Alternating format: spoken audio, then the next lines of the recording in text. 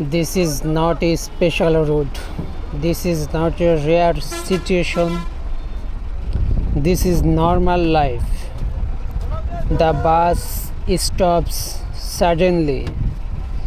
People rush in from all sides. Some push, some beg, some squeeze their way inside.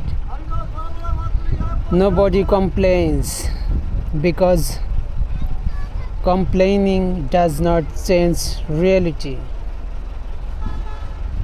Inside the bus, there is no concept of comfort, no space to sit properly, no space to stand freely, only bodies pressed against bodies. Every inch is occupied, every breath feels heavy. This bus carries more than passengers. It carries pressure, frustration, dreams, and exhaustion.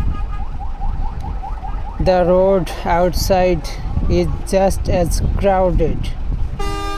Buses, trucks, rickshaws, motorcycles, pedestrians, everyone wants to move forward. No one has enough space to do so.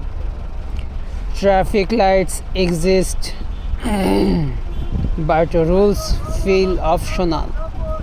Horns replace communication. Aggression replaces patience. This is not chaos created in a moment. This is chaos built over decades. Poor planning, rapid population growth, lack of accountability, and the people pay the price. Look at the faces inside this bus.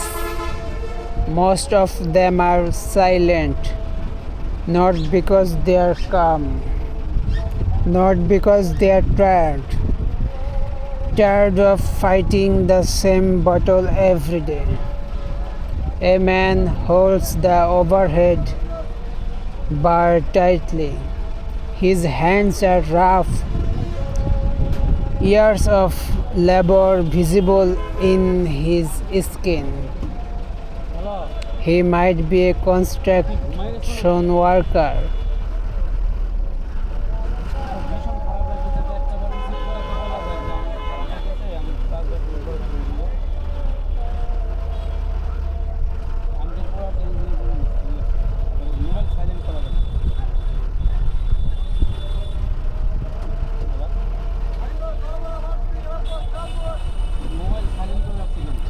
This bus is already full, yet it stops again and again and again, because a local bus never feels full. It only feels not full enough. People climbing front door, from the back door, sometimes through the window, sometimes while the bus is still moving. This bus does not wait, it never waits. If you miss it, you miss time. Inside this bus, space does not exist, only adjustment exists. Someone stands on foot. Someone leans on a stranger. Someone holds the seat with two fingers and hope. This bus shakes with every movement. The floor vibrates. The metal body makes familiar sounds. squeaks, rattles, complains. The bus speaks its own language. The engine roars loudly, as if angry at the weight it carries. Seats are broken. Springs press into bodies. Still, people sit. Standing passengers hang from iron bars. Some bars are smooth from years of hands, some are rusty. Hands slide, grip tightens. This bus smells like many things at once: sweat, dust, fuel, heat. The smell changes as people enter and leave,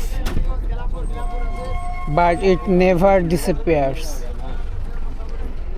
The conductor moves through the bus like a warrior, sideways, backwards, balancing coins, notes, and shouting destinations.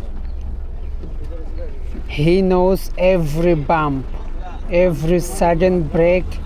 He moves before the bus moves. Money passes hand to hand, fast, no tickets, no machines, just trust and routine. The bus stops suddenly.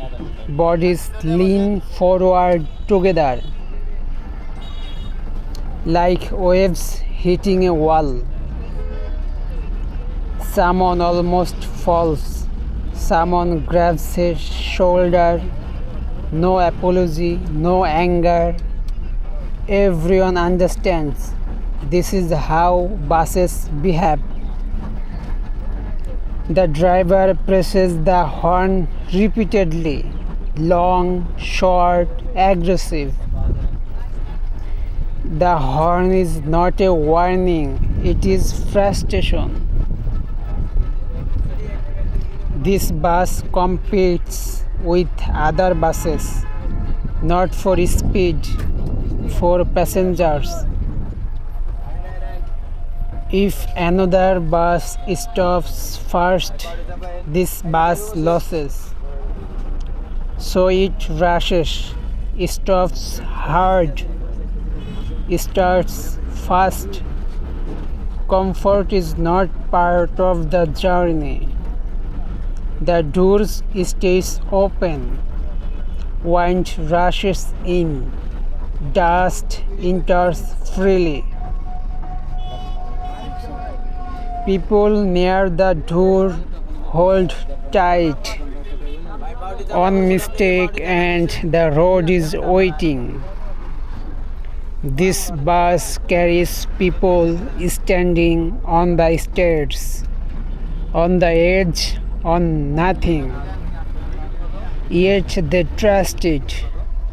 Windows are open, air enters in pieces, hot, dirty. Still, it feels better than nothing. Fans spin slowly on the ceiling. Some work, some don't. No one complains anymore. This bus knows its route better than any map. It stops where people want, not where rules say. A hand signal is enough. A shout, a knock, the bus responds. People jump down quickly, sometimes before it fully stops. New passengers replace them instantly. The bus never stays empty for even a second. Seats near the door are the most dangerous. Seats near the back shake the most. Seats near the engine vibrate constantly. Every seat has its own story. Some people travel this bus twice a day.